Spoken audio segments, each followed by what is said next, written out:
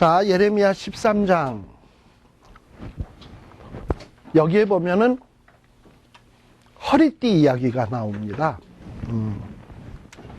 하나님께서요, 어떤 이런 메시지를 주실 때 어떤 이렇게 말씀으로도 주시지만 어떨 때는 어떤 삶에 일어나는 일들을 통해서도 우리에게 이렇게 어떤 계시의 내용을 주시는 때가 있어요. 그러니까 하나님은 우리에게 계시하시는 것이 말씀, 또 어떨 때 필요하면 꿈도 주실 수 있을 것이고 환상도 주실 수 있는데 어떤 내 일상사에서 일어나는 그 일들을 통해서 의미를 깨달을 때 하나님이 뭘 말씀하시는구나 하는 것을 깨달아 알 수 있습니다. 그래서 우리가 사실 살아가면서 하나님의 뜻대로 살고픈 것이 우리 경건한 신자들의 모든 사람의 마음 아니겠습니까? 그러다 보니까 어떻게 하면 이게 이 순간에 이렇게 하는 게 하나님의 뜻인가, 저렇게 하는 게 하나님의 뜻인가, 참 이게 궁금하잖아요. 그래가지고 이 하나님의 뜻을 분별하는 방법, 참 이거는 중요한 것 중에 하나인 것 같아요. 근데 저는 제 나름대로 어떤 하나님의 뜻을 분별하는 분별법이 좀 있습니다. 그게 뭐냐면 항상 하나님이 이런 식으로 우리에게 자신의 뜻을 알리지 않으세요. 뭐 예를 들어서 내가 기도를 했다 그러면 사무해라 사무해라 이러듯이 김철원 이렇게 부르시고서는 너는 어찌어찌 해라 이렇게 꼭 하시는 것이 아니에요. 어떨 때는 하나님이 내가 성경을 읽는 동안에 큰 깨달음으로 그래서 제가 전에 또 얘기했지만 어떤 사람은 성경을 읽다 보면 전에는 휙 넘어갔던 구절인데 어느 날 갑자기 그 말씀 앞에 내가 막 가슴이 뜨거워지면서 확 와닿는 경우가 있어요. 하나님의 그건 또 우리의 돌보심입니다. 또 어떤 경우에 가장 우리가 보편적인 것은 뭐냐면 지난 날들을 돌이켜보는 거예요. 내게 여태까지 살아온 과정을 한번 차근차근 이렇게 낱낱이 한번 생각을 해보세요. 그랬을 때 지난 날들을 생각해보면 어디로 인도하실지가 보여요.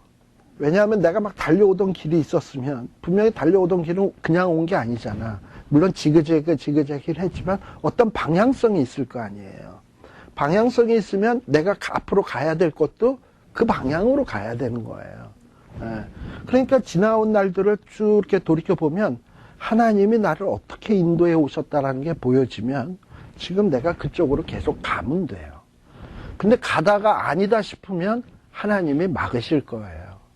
그래서 그렇게 하는 것이 가장 보편적이에요. 그래서 나의 갈 길을 그가 아시나니 하고서 하나님 앞에 내 갈 길을 맡기는 거예요. 그러면서 가다 보면 하나님께서 어떤 삶의 여러 가지 사건들을 통해서 이게 옳은지 그른지 깨우쳐 주십니다. 그런데 하나님은 갑자기 예레미야에게 나타나서 엉뚱한 이야기를 하나 주십니다. 배로 된 띠, 허리띠를 하나 사래. 그리고 이거를 물에다 두지 말라라고 돼 있어요. 아마도 저는 이 구절이 도대체 뭘까? 물에다 두지 말라 그런 이유가 뭘까? 영어 성경을 보면 물에다 터치하지 말라고 돼 있어요. 그래서 이것만 봐가지고서는 도대체 뭔 얘기인지 모르겠어. 그래서 가만 생각해 보니까 이거는 띠니까 천으로 만든 띠니까 때로는 땀이 차면은 빨아줘야 되잖아. 안 빠른 것 같아. 물에다 터치 안 한 것은. 좀 그런 느낌이 들어요. 근데 어찌됐건 물에다 두지 말라 그랬어요. 그냥 계속 차고만 있으래. 그랬는데 그 허리에다 띄었어요. 근데 이 옷 가운데서도 이 허리에 띄는 게 이게 참 중요합니다. 바지를 입고 가다가 옛날에는 보통 이 고무줄로 된 바지 있었잖아요. 이거 끊어졌다 그러면 참 난처하잖아요. 그지? 이 사람들도 허리띠 이거 문제 생기면 이거 참 난처한 거거든요. 자, 그런데 이 허리띠를 띠고 계속 다니는데 특별히 여기에 보면 허리에 띈 띠가 이게 뭐냐 하면은, 우리 성경 한번 찾아봅시다. 출애굽기 28장 40절에 한번 보세요.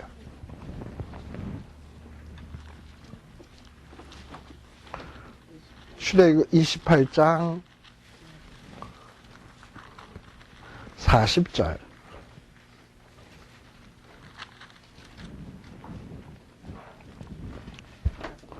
자, 여기에 보면 28장 40절에 보면 아론의 아들들을 위하여 뭘 만들어라? 속옷을 만들어라. 속옷이에요. 그러니까 이게 속옷은 참 중요한 옷이죠. 속옷을 만들고 속옷들을 위해서 뭐를 만들어라?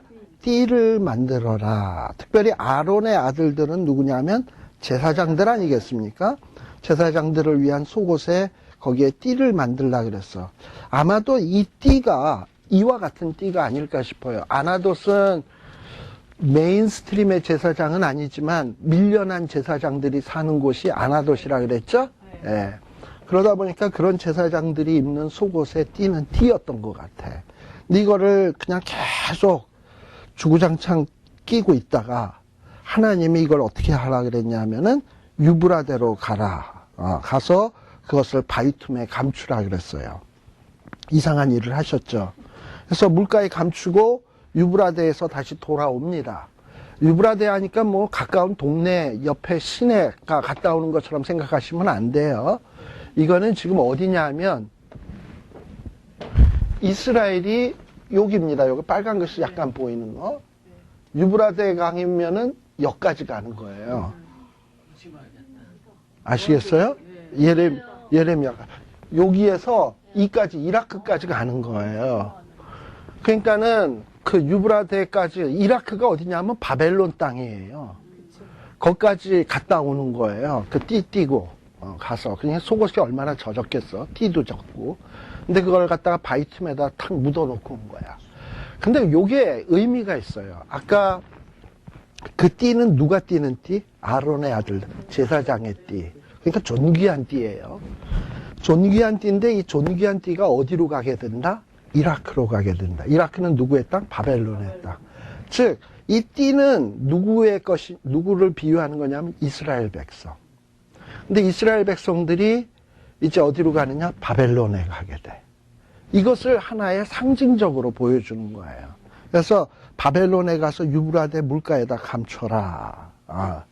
여러분들이 시편 136편 같은 데 보게 되면 이스라엘 백성들이 그 바벨론 강가 물가에 이렇게 앉아 있는데 바벨론 군인들이 와서 너희는 우리를 위하여 노래를 부르라. 이럴 때 보면은 이스라엘 백성들이 바벨론 강가에 쫙 있었잖아요. 또 여러분들이 에스겔서 1장에 보게 되면 그발강가, 에스겔이 그발강가죠. 그게 유브라테스 강에 이렇게 옆에 이렇게 갈라지는 그 작은 지류. 그러니까 그발강도 있고 무슨 강도 있고 큰 걸로 다 얘기하면 다 유브라데스 강이야. 유브라데스 강의 줄기인데 그 물가에들 보면 에스겔도 있었고 이스라엘 백성들도 있었고 그랬다 이 말이죠. 그러니까 마치 그 띠가 유브라테스 강가에 가 있었던 것처럼 이스라엘 백성들이 포로로 잡혀갈 것을 이미 상징적으로 보여주는 거예요. 그래가지고 갖다 감췄어요. 그랬는데 6절에 보니까 또 하나님이 이제 갔다가 왔겠지. 한번 바벨론 갔다 왔겠지. 근데 여러 날 후에 또 예레미야에게 또 이르되 너 일어나서 유브라테 또 가라. 또 가. 그래서 거기에 가서 감춰놨던 띠를 취해라. 그래서 가서 보니까는 띠가 다 썩어 있어. 바로 그 얘기예요. 그래서 지금 이 얘기는 뭐냐면 이스라엘 백성들이 이제 곧 바벨론 포로로 잡혀가서 거기에서 아주 극심한 고난을 당하게 될 것을 지금 보여주고 있는 예언입니다. 자, 근데 그거에 대한 설명이 나오네요. 9절에 보면 나 여호와가 말하노라 내가 유다의 교만과 예루살렘의 큰 교만 우리는 제사장 나라야. 그 제사장의 띠. 이 제사장 나라야. 우리는 하나님의 택한 백성이야 하고선 교만했단 말이죠. 이거를 갖다가 이방 나라에게 쫄딱 망하게 함으로써 완전히 푹 썩게 만들겠다라고 얘기하는 거예요. 그리고 이들이 뭐 제사장 나라라 이랬지만은 바벨론에 가서는 어떻게 되냐? 바벨론의 신들을 섬기게 되고 그들에게 절하게 되고 그야말로 정말 별 볼 일 없는 신세로 전락하게 된다 이 말이에요. 신앙생활의 첫 출발은 어디냐 하면은 내가 얼마나 무능하고 보잘것없는 존재인가 하는 것을 깨닫는 데서부터 출발합니다. 굉장히 중요한 거예요. 내가 그래도 좀 남보다 낫지 하는 사람은 아직 어떻게 보면 스타트 안 했다고 보는 게 좋아요. 정말 하나님 앞에 섰을 때, 아, 나는 정말 썩은 자고, 무익하고, 한심하다는 게 절실히 느껴지는 게 신앙의 출발점이에요. 근데 그동안 이스라엘 백성들은 자신들은 택한 민족이고 이방인은 개만도 못하고 하는 야릇한 교만에 사로잡혀 있었거든요. 근데 그래가지고는 안 돼. 그래서 하나님이 바벨론에게 쫄딱 망하는 징계를 받게 함으로써 이스라엘이 얼마나 무능한 존재인지, 하나님의 은혜와 자비가 없이는 도저히 희망 없는 민족이라는 것을 절실하게 깨닫게 하는 작업부터 시작하게 되는 거예요. 그래서 하나님이 이스라엘의 교만을 꺾겠다, 썩게 만들겠다, 이렇게 얘기를 하고 있는 거예요. 자, 그래서 11절에도 나 여호와가 말하노라, 띠가 사람의 허리에게 속함같이 내가 이스라엘 온 집과 유다 온 집으로 내게 속하게 하여 그들로 내 백성이 되게 하며 내 이름과 칭예와 영광이 되게 하려 하였으나, 사실 하나님은 이스라엘 백성 보고 너희는 내 백성 되겠다, 나는 너의 하나님 되겠다, 특별히 택했어요. 그러면 그거답게 살아야 될 거 아닙니까? 근데 답게는 안 살면서 우리는 하나님의 백성이다, 하나님은 우리 하나님이다 하는 게 무슨 의미가 있습니까? 그래서 하나님은 정말 하나님의 백성이 되려면 너희들 다시 시작해야 되겠다 해가지고 다시 밑바닥에서부터 다시 시작하는 게 바벨론 포로의 의미예요. 자, 요게 바로 13장 1절에서부터 11절까지 나온 내용이고, 그 다음에 12절. 또 하나님이 또 예레미야에게 말씀을 주시는데, 가서 백성들에게 이렇게 전하라는 거야. 하나님의 말씀에 모든 병이 포도주로 차리라 하셨다. 이렇게 말씀을 주셨어요. 그래서 예레미야가 가서 전했겠지, 백성들 보고. 모든 병이 이제 포도주로 찰 거예요 하고 얘기를 했더니, 백성들이 뭐라 그러냐, 그걸 누가 모르냐, 병이 있으면 포도주로 당연히 차는 거지, 이러고 대답을 한다 이 말이에요. 그러니까는 백성들은 병에 포도주가 차는 것을 아주 지극히 당연한 것으로 생각을 한다 이 말이에요. 자, 그런데 지금 예레미야가 얘기하는 건 뭐냐, 이제 이 포도주가로 찬다라는 것은 뭘로 되는 거냐, 하나님의 진노, 징계로 차는 거예요. 13절에 보면 제사장들, 왕들, 선지자들을 하나님이 그냥 꼭지까지 포도주로 취하게 만들어, 잔뜩 취하게 만들어서 결국은 어떻게 하냐, 서로 싸우고 자중질환이 일어나서 서로 불쌍히 여기지 않냐고, 그래가지고 진멸되게 되는 일을 주시겠다라고 얘기하는 하나님의 심판의 메시지예요. 근데 이렇게 심판의 메시지가 증거되는데도 이스라엘 백성들은 심각하게 받아들이지 않아. 포도주가 찬다 그랬더니 당연히 차야지 뭐. 뭔 말인지도 몰라. 알려고 하지도 않고. 요즘 시대가 그렇다 이 말이야. 피리 부는 자가 피리를 불어도 따라오질 않아. 그리고 외치는 자들이 외쳐도 듣지 않아. 참 이게 심각한 일이에요. 그리고 그렇게 외치면 뭐 그까짓 것? 그런 얘기? 나도 다 알아. 뭐 이런 식이 돼버리죠. 마음으로 들려지지 않는다 이 말이에요. 그래서 예레미야는 얘기하는 거예요. 들을지어다. 이건 뭐 귀로 들으라는 얘기입니까? 마음으로 들으라는 거예요. 귀를 기울일지어다. 교만하지 말라, 잘난 체하지 말라는 거예요. 여호와께서 이같이 말씀하시니라. 그러면서 하나님의 말씀의 내용이 뭐냐, 너희들이 하나님이 흑암을 일으키기 전에, 또 너희들이 흑암한 산에 거치기 전에, 그리고 너희들이 그 그늘이 변해서 침침한 흑암이 되게 하시기 전에, 다시 말하면 하나님이 징계하기 전에 너희들이 지금이라도 정신 번쩍 차리고 너희 하나님께, 여호와께 영광을 돌려라. 그러니까 징계받기 전에, 매맞기 전에 너희의 인간의 제일 본분이 뭔지를 깨닫고 그걸 행해라 이 말이에요. 여러분들 소요리 문답이라는 거 다 아시나요? 우리 한국에서 장로교 신자였으면은 소요리 문답 제1조 1항이 무엇이뇨 하고 세례받을 때 목사님들이 물어보죠. 그럼 뭐라고 대답하셨습니까? 하나님을 영화롭게 하고 영원토록 그를 즐거워하는 것입니다 라고 대답을 해야 정답이죠. 바로 인간의 제일 되는 본분은 뭐냐? 먹든지 마시든지 무엇을 하든지 하나님께 영광을 돌리기 위해서 사는 거예요. 참 제가 좀 못되긴 못됐나 봐. 저는 어렸을 때 신앙생활 하면서 하나님 앞에 영광 돌려고 하나님만 좋고 나는 영광만 돌리고 뭐 좀 이런 생각을 좀 했어요. 하나님은 영광만 받고 나는 돌리기만 하고 좀 뭐 이렇게 좀 이런 구석이 좀 있나 봐. 제 마음속에는. 근데 하나님 앞에 영광 돌리는 것 자체가 이게 엄청난 축복입니다. 이거를 알아야 되는데 이게 아무나 하나님 앞에 영광 돌릴 수 있는 거 아니거든요. 근데 내가 그 안에 참여할 수 있다는 건 이건 정말 귀한 일입니다.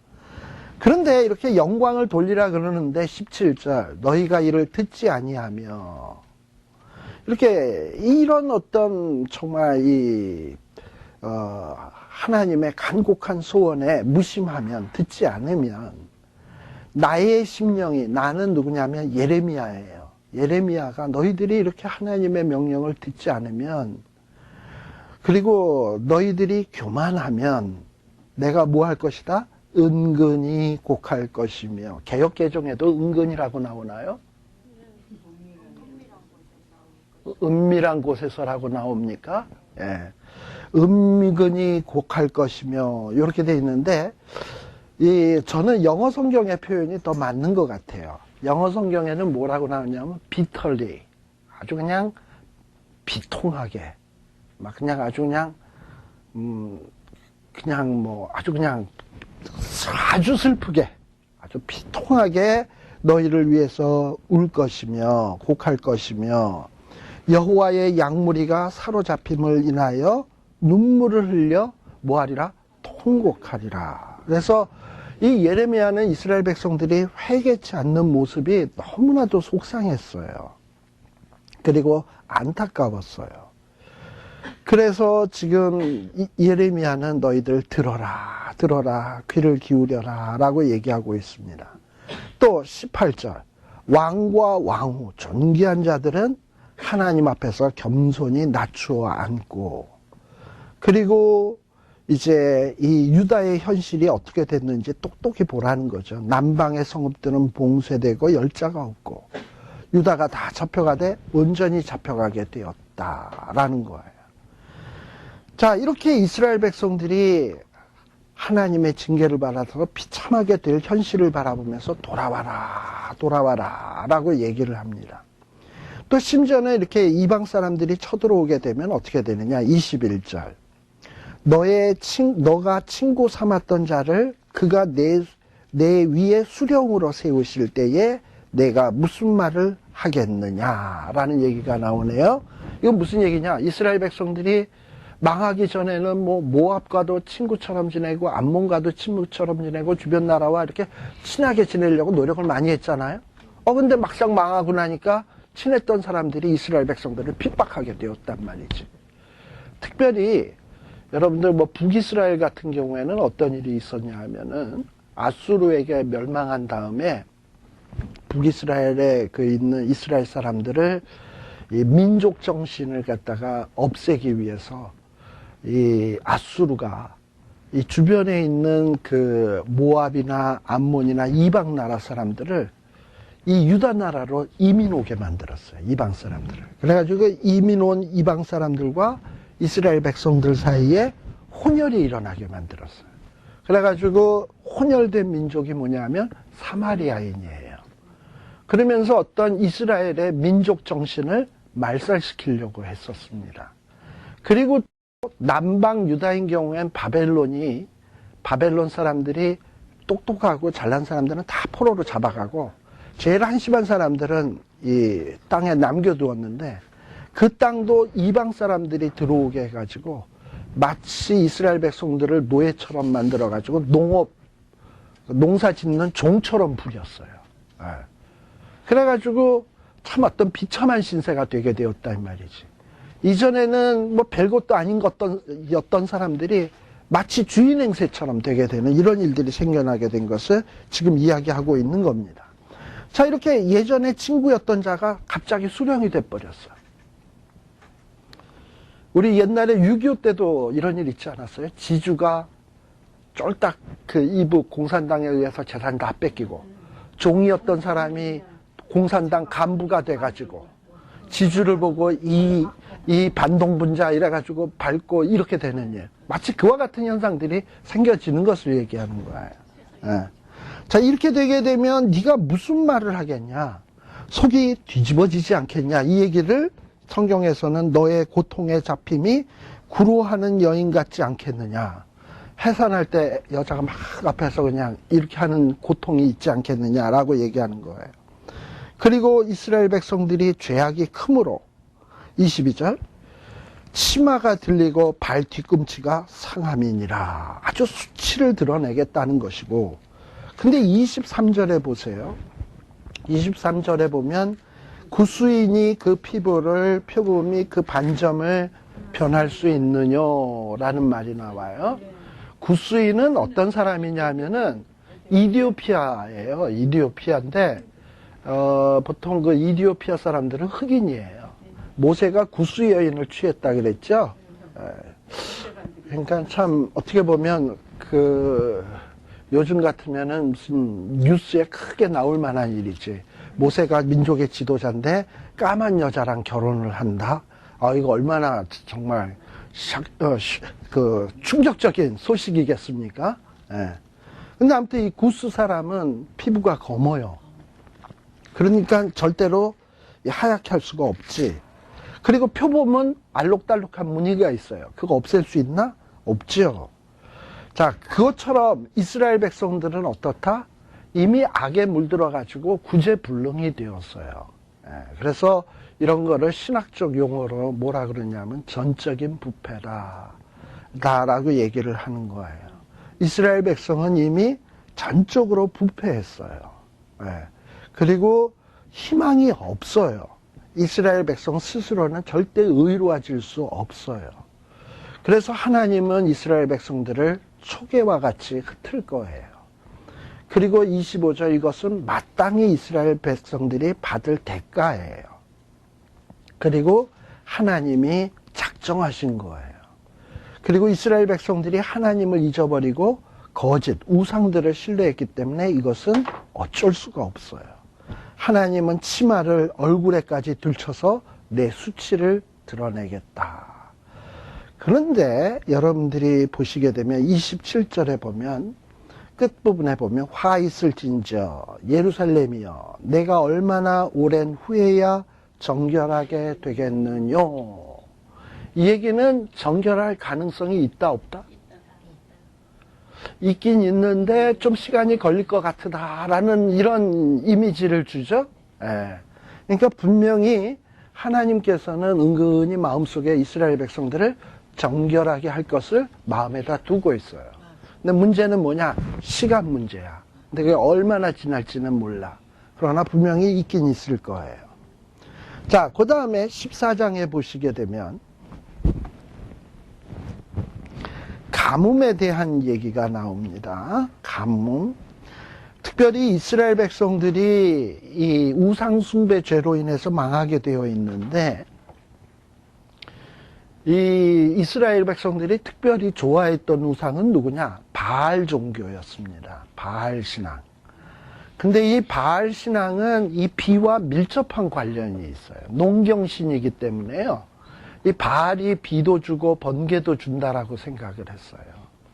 그런데 하나님은 이 바알 종교와 대결을 할 때 보면 이 비 갖고 얘기를 참 많이 하십니다.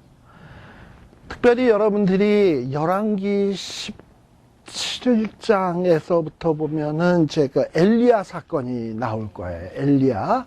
엘리야 사건에 보면 엘리야 선지자가 갑자기 아합 왕에게 짠 나타나더니 이제부터 내가 별도의 말이 있을 때까지 비 안 온다 하고서 뿅 하고 사라져서 그리 시냇가에 가서 이렇게 해서 까마귀 주는 거 먹고 살았죠.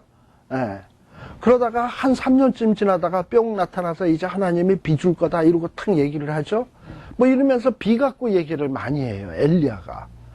그러다가 마지막에 이제 비가 하도 안 오니까 이 바알 종교 믿는 그 바알 신학생들 450명, 아세라 섬기는 사람 400명, 갈멜산으로 다 집합시켜라. 그리고 해서 누가 기도해서 비 오나 시합을 하죠. 그래서 결국은 누구한테서 비가 왔습니까? 엘리야가 기도할 때 비가 왔거든요.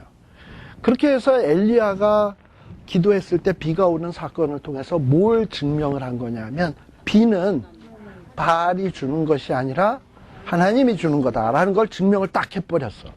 그리고 백성들에게 뭐라고 얘기하냐면 너희들이 언제까지 바알과 하나님 사이에서 머뭇머뭇하려느냐 하면서 너희들 입장을 분명히 밝혀라 해가지고 하나님께 속하지 않는 자들을 가차없이 죽였던 일이 있었죠. 이와 같이 이 비와 바알 종교는 아주 굉장히 밀접한 관련으로 나와요. 그런데 지금 예레미야도 뭐라고 얘기하냐? 가뭄에 대해서 이야기를 해요. 즉 이 가뭄이 든다라는 거, 이 가뭄이 하나님의 주시는 재앙이라고 한다면 바알씨는 아무것도 아니라는 얘기야. 그래서 하나님이 이제 가뭄을 주시겠다는 거예요. 얼마나 극심한 가뭄이냐?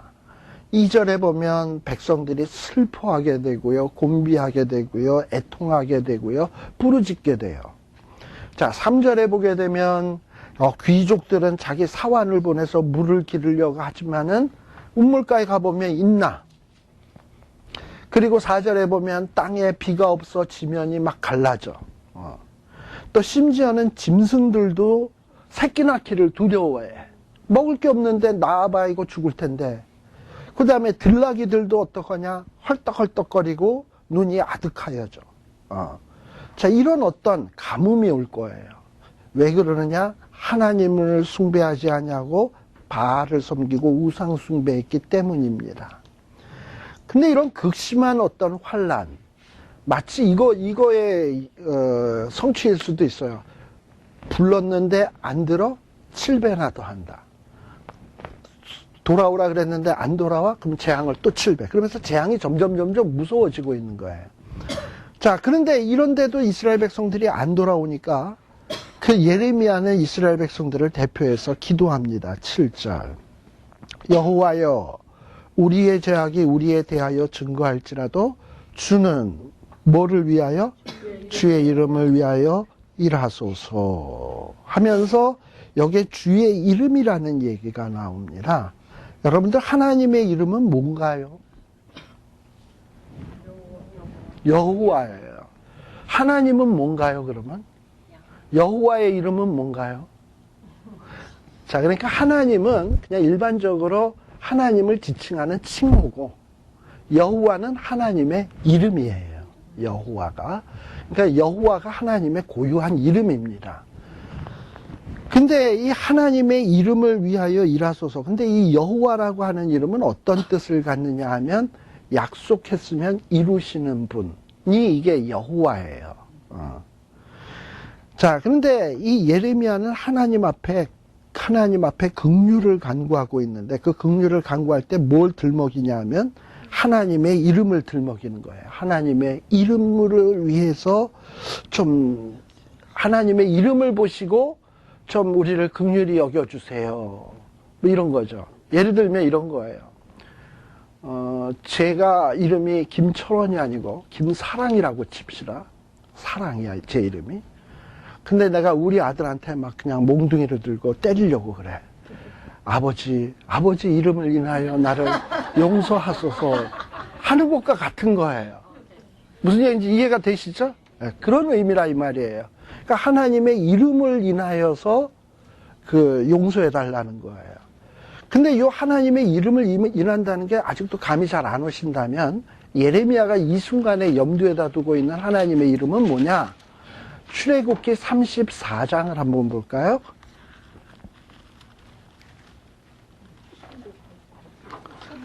출애굽기 34장.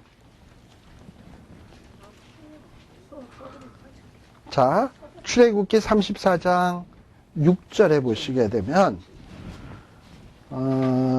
구약성경 134, 135페이지입니다.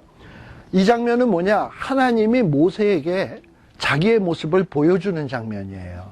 보여주는 장면인데 그걸 막바로 보게 되면 모세가 죽을 것 같으니까 모세를 바위 틈에다 숨기시고 하나님이 휙 지나가시는 거야.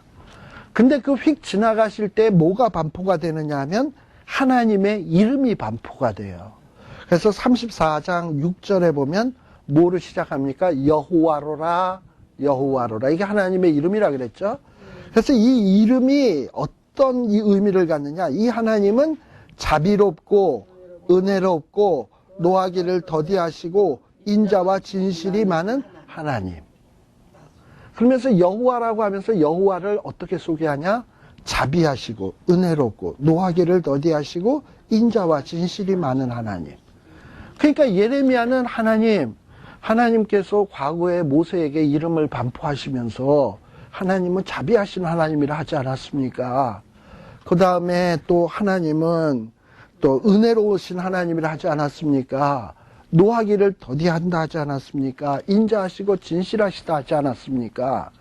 그렇다면 그때 그 이름을 좀 기억하시고 지금 우리를 좀 어떻게 좀 용서해 주시면 안 되실까요? 하고 지금 간구하고 있는 거예요.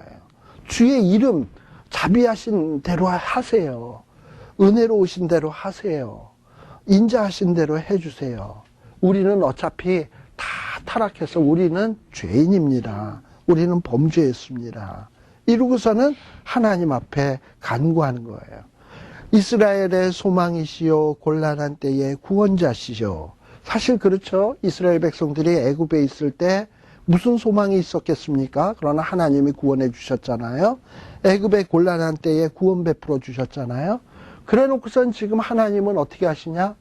등을 딱 돌리시고 이 땅에 거류하는 자같이 하룻밤을 유숙하는 행인같이 하시나이까 이랬어요. 여기에 보면 거류하는 자, 유숙하는 행인을 세 글자로 얘기하면 뭐냐? 나그네. 여러분들이 어떤 여행지에 가가지고 뭐 어디에 가서 뭐 암만 좋은 데가 있다 하더라도 여기가 좋사오니 여기다 초막셋을 짓고 살아야 되겠다 하는 이런 애착심이 생깁니까? 안 그러죠. 어차피 지나가는 곳 아닙니까? 그러니까는 그렇게 애착도 없고 뭐 이렇게 간절함도 없어. 근데 하나님이 마치 지금 이스라엘 백성들을 뭐 보듯 하냐? 남 보듯 하는 거야. 남 보듯 하면서 지금 내버려 두고 있는 거야. 하나님 어째서 이렇습니까? 이전엔 그렇게 우리에게 사랑을 베푸시더니. 그리고 9절 어찌하여 놀라 벙벙하는 자 같으시며 구원치 못하시는 용사 같으시니까 왜 우리에게 아무 일도 안 해주냐 이 말이지요. 그리고서는 예레미야는 뭐라고 얘기하냐? 우리는 뭐로 일컫는 주의 이름으로 일컬음 받은 자이오니 하면서 자꾸 하나님의 이름을 들먹이죠. 왜냐? 자기에게서는 도저히 무슨 뭐 하나님 앞에 구원받을 만한 조건이나 어떤 자격이 전혀 없으니까 기댈 데가 뭐 밖에 없냐? 아버지 이름이 김사랑이잖아. 사랑이잖아. 이 얘기밖에 못하는 거예요. 하나님의 이름이 오래 참으시고 긍휼하시고 자비로우시고 은혜로우시고 인자와 진실이 많은 분 아닙니까? 우리는 어차피 죄인이고 불쌍히 여기서서 이러는 거예요. 자, 그런데 이렇게 기도를 하는데도 하나님께서는 뭐라고 얘기하냐? 10절에 보면 심판하시겠대. 그들의 죄를 기억하고 그 죄를 벌하겠다. 그리고 하나님은 뭐라고 얘기하냐 하면 이 백성을 위해서 더 이상 복을 구하지 말래. 그리고 백성들이 금식한다 하더라도 안 들으시겠대. 참 그러니 얼마나 예레미야의 마음이 답답할까요? 제가 전에 그 모세와 예레미야가 서로 뭔가 이렇게 상관관계가 있다는 얘기 했죠? 그러니까 이 예레미야는 모세를 참 많이 생각한 인물일 것 같아요. 근데 모세도 이스라엘 백성들이 하나님 앞에 멸절 위기에 처했을 때 하나님 앞에 이스라엘 백성들을 위해서 간절히 중보 기도해가지고 하나님의 진노를 돌이켰던 거 아시죠? 그러니까 아마 예레미야도 그와 같은 심정이었을 거예요. 지금 하나님을 향해서 하나님의 이름을 들먹여가면서 또 아까 출애굽기 34장은 모세와 있었을 때 얘기 아닙니까? 그 이름 들먹여가면서 이스라엘 백성들을 좀 용서해달라고 얘기하는데 하나님은 가차없이 지금 예레미야는 중보하지 말라는 거야. 그러니 이 예레미야의 심정이 얼마나 속상하겠나 하는 거예요. 그래서 13절에 보면 예레미야는 뭐라고 얘기하냐. 슬프도소이다. 슬프도소이다. 그래가지고 또 예레미야는 또 뭐 어떻게 부탁을 하느냐. 하나님, 그래도 우리 가운데 선지자들이 있긴 한데 그 선지자들이 평강을 외치던데요. 그러니 하나님 평강 주셔야 되는 거 아닙니까? 이랬더니 하나님이 얘기하시기를 걔네들 내가 보낸 자 아니다. 이러고 얘기하시는 거야. 걔네들 내가 보낸 거 아니다. 걔네들 지들이 그냥 지멋대로 내 이름 걸고선 거짓 예언하는 거다. 하고 얘기하는 거야. 너 그러니까 그 말 믿지 마라. 라고 얘기하는 거예요. 그리고 15절에 보면 내가 보내지 아니하였어도 내 이름으로 예언하여 이르기를 뭐 칼과 기근이 이 땅에 이르지 않는다라고 얘기를 하는데 내가 분명히 얘기하는데 이스라엘 백성들 그 말한 선지자들은 칼과 기근으로 망한다. 그러니 이게 지금 하나님의 징계는 피할 수가 없는 거야.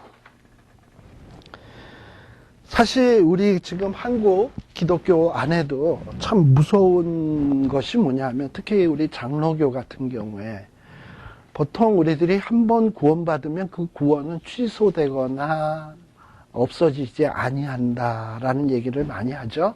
그래서 한번 구원받은 사람은 절대 그 구원이 취소될 수 없습니다. 맞아요, 틀려요? 맞아요. 맞아요. 그건 틀림없는 사실이에요. 그러다 보니까 사람들은 어떤 생각을 갖기 쉬우냐면 내가 이제 예수님을 고백을 했고 구원받았으니까 이 구원은 절대 취소되지 않는다. 그러면 또 죄를 지어도 되겠구나. 이러고선 죄를 지어도 됩니까 안 됩니까? 아니 지으면은 구원 받습니까 안 받습니까? 아니 내가 묻고 싶은 건 그거야. 구원 받았어요. 그랬는데 죄를 지었어. 구원 받습니까 안 받습니까? 구원 받아요. 받아요. 그런데 구원 받는 사람은 어떠냐? 지금 제가 회개하고 분명히 구원 받았습니다. 그랬는데 또 연약하니까 죄를 짓잖아요. 그러면은 하나님이 그거를 어떻게 해서든지 회개하도록 만들어. 죽어라 하고 뺀질뺀질거리고선 도망다니면 어떻게 해서도 만드냐? 죽여서라도. 그러니까 목숨을 거두어 가셔. 근데 거두어 가시되 어느 시간만큼은 남겨두시냐? 회개할 시간은 남겨두셔. 그래가지고 데리고 가세요. 그러니까 구원은 취소되지 않아요. 절대로. 그러니까 여러분들 얼마나 감사합니까? 죄 져도 되겠네? 저 보세요. 하나님이 얼마나 죽을 때까지 해서 회개하도록 만드시는가. 한번 체험해 보시라고. 그건 무서운 거예요, 근데. 그건 무서운 거예요. 자, 그런데 지금 하나님께서 지금 그런데 우리 자꾸 구원받았다라는 것 때문에 너무 죄 짓는 것을 별로 두려워하지 않는 사람들이 많은 거는 이게 참 문제예요. 예. 그래서 이 구원의 도리를 우리가 죄 짓는 것을 정당화시킬 수 있는 사격거리로 만들어서는 안 된다. 바울이 얘기하고 있죠. 자, 그래서 그런 것들을 우리가 좀 조심을 해야 합니다. 근데 여기에 보면은 예레미야는 어쨌든 이스라엘 백성들에게 임박한 심판으로 인해서 어떻게 되어 있냐. 17절. 내 눈이 밤낮으로 끊치지 아니하고 눈물을 흘리리니 이는 처녀딸 내 백성이 큰 파멸 중한 창상을 인하여 망함이라. 그러면서 하나님 앞에 19절 주께서 유다를 이제 온전히 버리실 겁니까? 시온을 싫어하실 것입니까? 우리를 치시고 치료하지 않으실 겁니까? 이러면서 하나님 앞에 안타깝게 기도하고 있어요. 21절. 그러면서도 예레미야는 뭐라고 기도합니까? 주의 이름을 위하여 우리를 미워하지 마옵소서. 주의 영광의 위를 욕되게 하지 마옵소서. 하나님의 언약을 기억하시고 패하지 마옵소서. 이러면서 자기에게서 내세울 것은 없으니까 하나님의 이름, 하나님의 은혜, 하나님의 언약, 이것을 들먹이면서 기도하고 있는 겁니다. 그러면서 하나님은 어떤 분이냐? 하나님은 비를 내리시는 분이 아니냐. 그리고 하나님만이 참신 아니냐 이 얘기죠. 그래서 하나님은 창조주신데 이러고서는 하나님 앞에 기도하는 거예요.